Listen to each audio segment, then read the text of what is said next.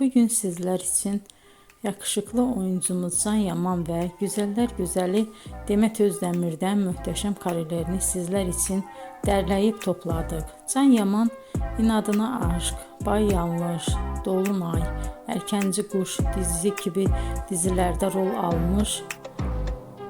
almış arkadaşlar ve herkes tarafından çok beğenilmişti. Biz de sizler için onların romantik karelerini derleyip topladık. Arkadaşlar, bu fotoların devamını gelmesini istiyorsanız emeğimize saygı olarak kanalımıza abone olup bol bol yorum yazmayı unutmayın. Arkadaşlar, bizi izleyen herkese teşekkür ederim. Bizden bu kadar.